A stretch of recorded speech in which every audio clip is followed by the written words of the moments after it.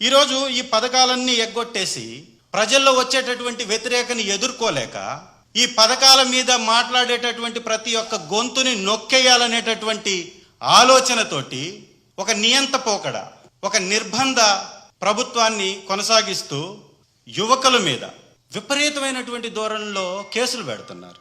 యాక్చువల్గా వారికి 41A notice ఇచ్చి పంపించేటటువంటి కేసుల్లో కూడా అరెస్టులు పెట్టి 24 గంటల లోపల మెజిస్ట్రేట్ ముందు హాజరుపరచాల్సి వస్తుందని ఒక్కొక్కరికి 4-5 చోట్ల పోలీస్ స్టేషన్స్లో కేసులు పెట్టించి ఈ 24 గంటలు గడవక ముందే ఇంకొక పోలీస్ స్టేషన్లో సబ్మిట్ చేస్తూ, అక్కడ గడవక ముందు మళ్ళీ ఇంకొక పోలీస్ స్టేషన్కి తీసుకెళ్తూ వారిపై విచక్షణారహితంగా దాడి చేస్తూ, వారు పెట్టనటువంటి సంతకాలను పెట్టినట్టుగా చూపిస్తూ, వారు ఇవ్వనటువంటి వాంగ్మూలాన్ని ఇచ్చినట్టుగా వారిని దబాయించి సంతకాలు పెట్టించుకుంటూ అడ్డంగా దొరికిపోతున్నారు.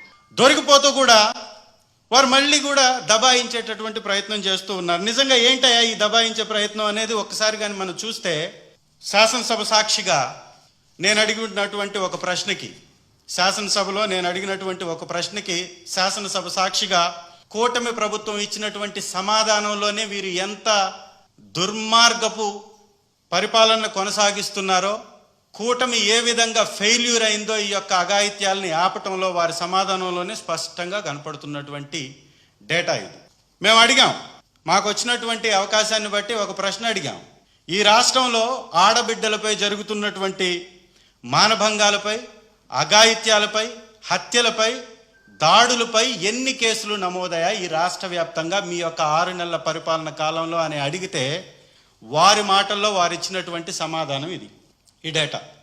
దీనిలో చాలా స్పష్టంగా జూన్లో 1442 కేసులు, జూలైలో 1605 కేసులు, ఆగస్టులో 1419 కేసులు, సెప్టెంబర్లో 1427 కేసులు, అక్టోబర్లో 1500 కేసులు, మొత్తం దాదాపు 7393 కేసులు. ఇదా మీ పరిపాలన? దీనికా మీరు జబ్బలు జరుచుకుంటుంది? దీనికోసమా మిమ్మల్ని ప్రజలు గెలిపించింది? దీనికోసమా మీరు గద్దె ఎక్కింది అబద్ధాలు చెప్పి? ఇందుకా ఈ రకమైనటువంటి దాడులు ఆడబిడ్డలపై జరుగుతుంటే మళ్ళీ సోషల్ మీడియాలో ఒక వార్త పెట్టారని చెప్పేసి సుధారాణి అనేటటువంటి ఒక ఆడబిడ్డని ఎన్ని రోజుల నుంచి ఎన్ని పోలీస్ స్టేషన్లో తిప్పుతున్నారు మనం గమనిస్తున్నాం కదా.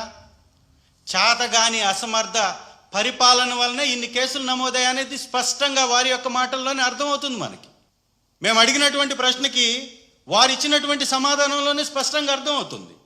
ఈ రాష్ట్రంలో ప్రతి 30 నిమిషాలకి ఒక అఘాయిత్యం, అత్యాచారం జరుగుతుంది. ప్రతి గంటకి 2 అఘాయిత్యాలు, అత్యాచారాలు, దాడులు జరుగుతున్నాయి. రాష్ట్రంలో మహిళలపై, పిల్లలపై దాదాపుగా జరుగుతున్నటువంటి కేసులు 7393 కేసులు ఒక 6 నెలల్లోనే వచ్చిందంటే ఈ 5 సంవత్సరాల్లో ఎన్ని కేసులు నమోదు అవబోతున్నాయో ఒక్కసారి గమనించండి. పవన్ కళ్యాణ్ గారు అధికారంలోకి రాకముందు పెద్ద పెద్ద మాటలు, ఊగిపోతూ మాట్లాడడం, ఈ సమాజంలో ఉన్నాము అనేటటువంటి స్పృహని కూడా కోల్పోయి మాట్లాడడం, వాలంటీర్లందరూ అమ్మాయిల్ని తరలించేస్తున్నారని మాట్లాడడం. మరి వీళ్ళెవరు సార్? ఈ అఘాయిత్యాలు చేస్తున్నటువంటి దుర్మార్గులు ఎవరు? ఈ అఘాయిత్యాలు చేస్తున్నటువంటి రౌడీ మూకలు ఎవరు?